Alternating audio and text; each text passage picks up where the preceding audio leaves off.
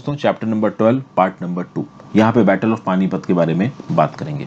इससे पहले मैं आपको बैकग्राउंड बता चुका हूँ, दिल्ली सल्तनत कैसे खत्म हुआ। सिकंदर लोदी गए, इब्राहिम लोदी आए, इब्राहिम लोदी का फिर दौलत खान लोदी जो कि उसका रिश्तेदार था, दौलत खान लोदी का यहाँ पे हारना, कैसे बाबर इंडिया के गेट्स पे ठक ठक कर रहा था, बाबर की इनिशियल लाइफ में उसको क्या क्या प्रॉब्लम्स झेलनी पड़ी हैं, ये सब मैंने आपको बातें बताई हैं। बैटल ऑफ पानीपत के बारे में बात करेंगे 20 अप्रैल 1526। भाई देखिए, इब्राहिम लोदी और बाबर के बीच में जो लड़ाई के आसार थे ना, जो हिसाब चल रहा था वो ऑलमोस्ट श्योर था कि भाई देखो अब लड़ाई यहाँ पे होनी ही थी। बाबर प्रिपेयर था कि अब दिल्ली की तरफ मार्च करते हैं। इब्राहिम लोदी और बाबर की जो फोर्सेस थी वो पानीपत में मिली। ठीक है, ऐसा बोला जा रहा है कि यहाँ पे इब्राहिम लोदी के पास 1,00,000 मेन थे और 1,000 एलिफेंट्स थे। लेकिन अब बात यहाँ पे ये बोलेगी कि पहली बात तो नंबर को बहुत ज़्यादा आप कह सकते हो कि यहाँ पे इन्फ्लेट किया जाता है। एक्चुअली में हो सकता है इतने ना हो इब्राहिम लोदी के आर्मी मेंबर्स, बट अगर थे भी तो ज़्यादातर जो इब्राहिम लोदी के आर्मी में जो लोग थे वो होर्ड्स ऑफ सर्वेंट थे, फाइटिंग मैन बहुत कम थे। इब्राहिम लोदी की अगर फाइटिंग मैन की बात की जाए तो वो एक्चुअली में कम थे। आपको पता है कि कमांडर्स में बहुत प्रकार का करप्शन चलता था, किसी को भी इनरोल कर देते थे अपने घर के नौकरों तक, वो आर्म फोर्सेज में वो आर्मी का सोल्जर दिखा देते थे। तो एक्चुअल में फाइटिंग नंबर इब्राहिम लोदी का कम था, बट उसके बाद भी इब्राहिम लोदी का जो फाइटिंग नंबर था वो बहुत ज्यादा था। किससे? बाबर से।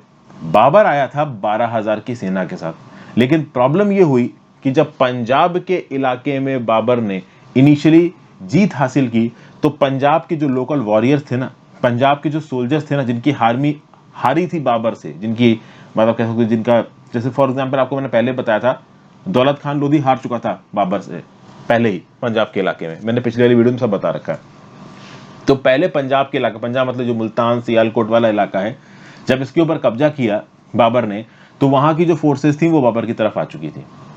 तो अब बाबर की फोर्सेस 12,000 से बहुत ज्यादा हो चुकी थी, बट एक्चुअल नंबर्स को अगर आप कंपेयर करोगे तो इब्राहिम लोदी से अभी भी जो बाबर की फाइटिंग फोर्सेस थी वो बहुत कम थी।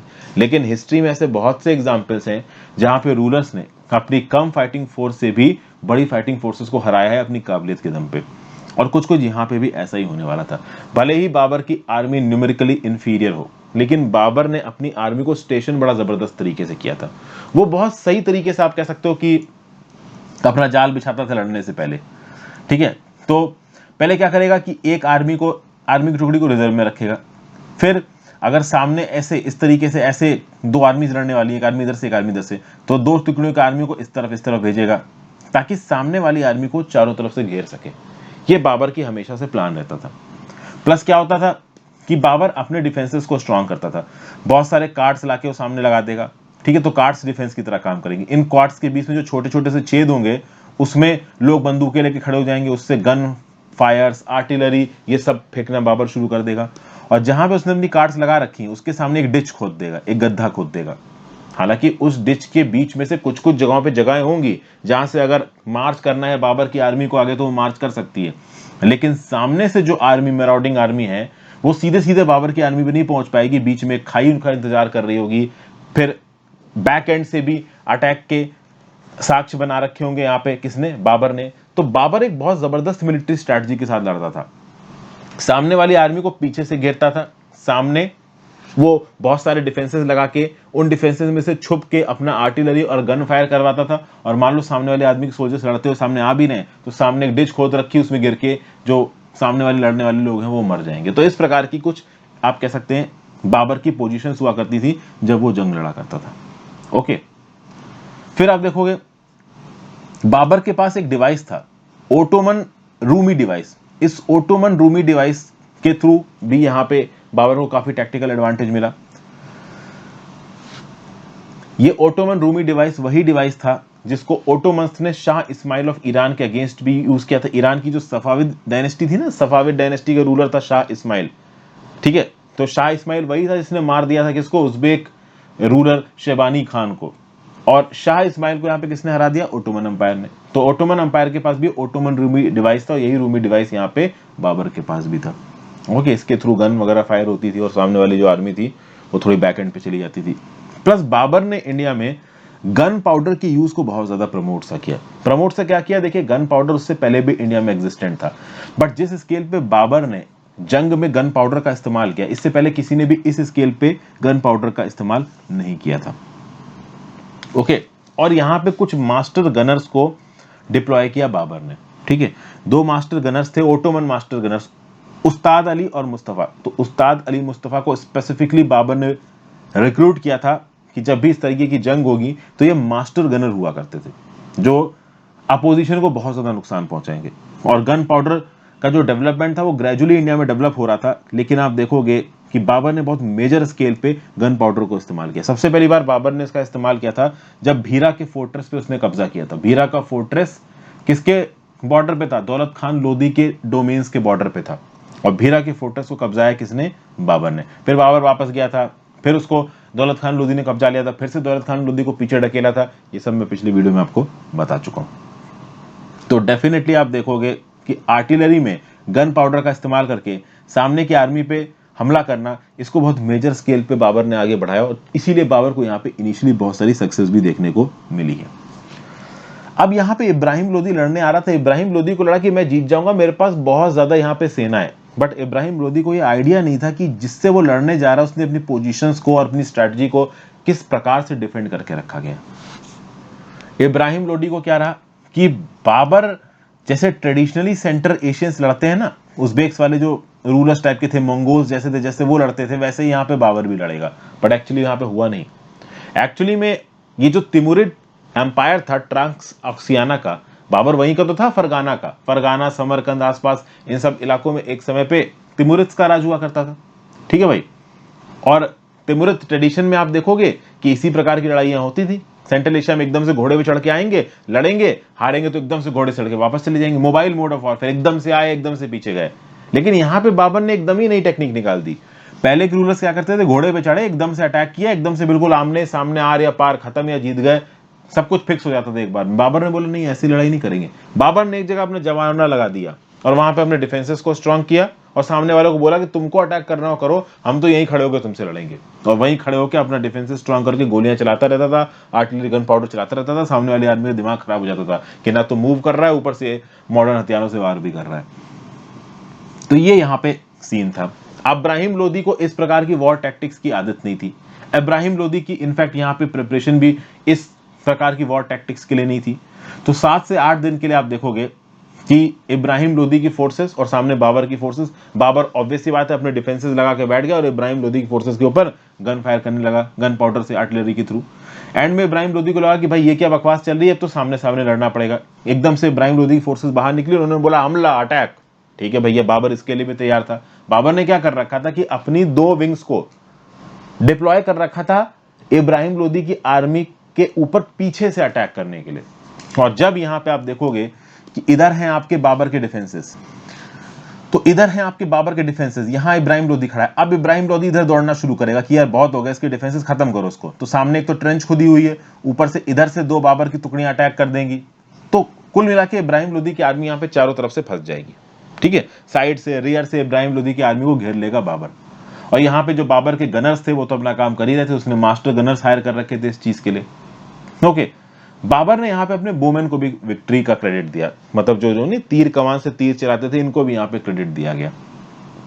तो ये सब बातें यहाँ पे बोली गई हैं। हालांकि बाबर ने ये बोला है कि उसको इब्राहिम लोदी के हाथियों से खासा का डर था। इब्राहिम लोदी के पास बहुत से हाथी थे, बट जब वॉर हुई ना, इब्राहिम लोदी अपने हाथियों को ज्यादा इस्तेमाल नहीं कर पाया यहाँ पे। लेकिन इसका मतलब ये नहीं कि इब्राहिम लोदी ने आराम से हार को यहाँ पे कबूल कर लिया। इब्राहिम लोदी भी बहुत जबरदस्त लड़ा। अच्छा, वीडियो पे लाइक का बटन जरूर दबा देना दोस्तों अगर अब तक नहीं दबाया हो, और हो सके तो ज्वाइन बटन दबाइए। अब इस प्रकार की वीडियोस को बनाने में काफी एफर्ट लगता है, तो अगर आप ज्वाइन बटन दबाएंगे तो खासा मदद मिलेगी। तो please click the join button if possible. Instagram पे फॉलो कर लीजिए, टेलीग्राम ग्रुप ज्वाइन कर लीजिए, हर चीज का लिंक आपको नीचे डिस्क्रिप्शन बॉक्स में मिल जाएगा।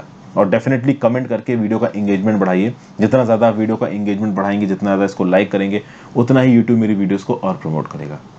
And click the join button if possible. चलिए फिर बात करते हैं। इब्राहिम लोदी लड़ता रहा भाई, जबरदस्त लड़ता रहा, उसने हार नहीं मानी। इब्राहिम लोदी की जो सबसे करीबी 5,000 से 6,000 जो सैनिक थे ना, वो भी उसके साथ लड़ते रहे। एंड तक इब्राहिम लोदी यहाँ पे लड़ता रहा, और फाइनली वो भी यहाँ पे मर जाएगा, उसके जितने सैनिक थे वो भी यहाँ पे मर जाएंगे। ऐसा सुनने में आया कि इस बैटल ऑफ पानीपत में 15,000 लोगों की जाने गई हैं। 20 अप्रैल 1526 को ये बैटल हुआ था। और आप कह सकते हो कि पानीपत इंडियन हिस्ट्री का one of the decisive battles था। इसने लोधी पावर को तोड़ के रख दिया। अब लोधी डायनेस्टी खत्म, लोधी डायनेस्टी खत्म। तो सोचिए दिल्ली सल्तनत, दिल्ली सल्तनत एक ऐसी गद्दी थी जिसने ऑलमोस्ट पूरे इंडिया पे राज किया था। अरे दक्कन का एक बड़ा इलाका इनके डायरेक्ट कंट्रोल के अंदर आ गया था। वो लंबे समय तक कंसोलिडेट नहीं कर पाए, वो एक अलग बात है, मैंने पहले कहानी डिस्कस की है। तो ऐसी गद्दी जिसके ऊपर दिल्ली सल्तनत का राजा बैठता था, वो गद्दी अब बाबर के पास चली गई थी। बाबर दिल्ली और आगरा सबके ऊपर कब्जा कर चुका था, और इब्राहिम लोदी का जो खजाना था आगरा में, जो रॉयल ट्रेजरी थी, अब वो बाबर के हाथ में आ चुकी थी, और उसमें अच्छा खासा पैसा था। तो बाबर की जो पैसों की टेंशन थी ना, वो अभी के लिए यहाँ पे खत्म हो चुकी थी, और अब बाबर के सामने अपॉर्चुनिटी खुल चुकी थी। देखिए जौनपुर तक की टेरिटरी, जौनपुर जो कि आप कह सकते हो अफगान के हाथ में था, ये सब अब बाबर के सामने खाली पड़ी थी। लेकिन यहाँ पे बाबर को लड़ाई करनी पड़ी, चीजें अभी भी आसान नहीं हुई थी। लोधी अंपायर हट गया था, लेकिन लोधी अंपायर के खिलाफ एक साजिश की थी राणा सांगा ने। अब राणा सांगा को पहले लगा कि बाबर आएगा वापस लौट जाएगा, ठीक है, या फिर अगर आया भी तो अपने आप को एक इलाके तक लिमिटेड रखेगा। लेकिन बाद में राणा सांगा को पता चला कि यार ये बाबर तो मेरे लिए खतरा बन गया। तो अब यहाँ पे बाबर और राणा सांगा के बीच की लड़ाई तय थी, और राणा सांगा अपने आप में बहुत स्ट्रांग थे। दूसरा, बाबर को लड़ना पड़ा ईस्टर्न अफगान के साथ, ठीक है।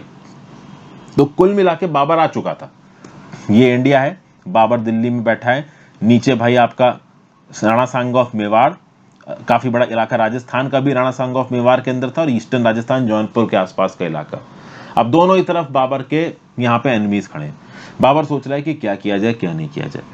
तो इस प्रकार से अगर आप देखोगे तो डेफिनेटली हिस्ट्री के पर्सपेक्टिव से बैटल ऑफ पानीपत बहुत ज्यादा सिग्निफिकेंट था, बट बाबर के पर्सपेक्टिव से अभी भी बहुत कुछ होना बाकी था। ऐसा नहीं था कि बाबर का बहुत बड़े इलाके पर कब्जा हो गया था, इस कब्जे को भी यहाँ पे कंसोलिडेट करने के लिए बहुत सी लड़ाई करनी बाकी थी। ओके, प्लस बाबर के साथ एक और बहुत बड़ी प्रॉब्लम थी। चूंकि बाबर आपका शुरू हुआ था ट्रांसऑक्सियाना से, फरगाना समरकंद से, फिर वो काबुल आया, काबुल के बाद वो दिल्ली पहुंचा था। तो बहुत सारे जो बाबर के बेग्स थे ना, जो उसके मिलिट्री कमांडर्स थे ना, वो इंडिया में रहने के लिए तैयार नहीं थे। वो इंडिया छोड़ के जाना चाहते थे। They were not interested in having a long campaign in India. जबकि शायद बाबर का ये मूड बन चुका था कि अब मैं इंडिया में सेटल हो जाता हूँ। शायद वो फरगाना और समरकंद के ऊपर जो कब्जा करने का उसका सपना था वो खत्म हो चुका था। वो ज्यादा उज़्बेकों से कब्जा लेना नहीं चाहता था। शहबानी खान अब तक मर चुका था। तो बाबर को यहाँ पे कोई भी एक इंपॉर्टेंट रीजन समझ में नहीं आ रहा था वापस जाने का। तो बाबर ने सोचा कि इंडिया में ही लंबा कैंपेन करते हैं। लेकिन बाबर के बहुत सारे कमांडर्स इंडिया में रुकना नहीं चाहते थे।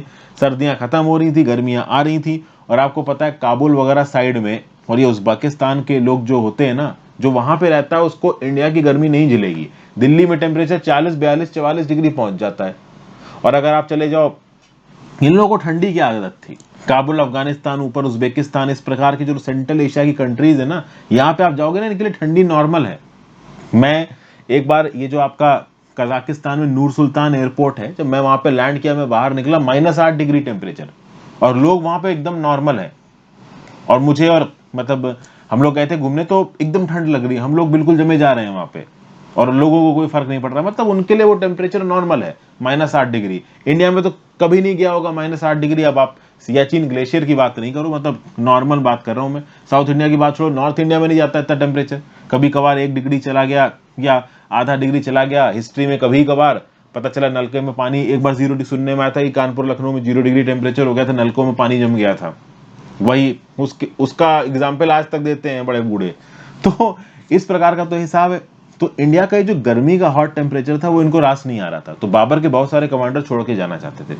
अब बाबर के सामने यहाँ पे और भी बहुत सी परेशानियां आ गई थी, ठीक है। बाबर को लगा कि किसी दूसरे लैंड में हर कोई चारों तरफ हॉस्टाइल है।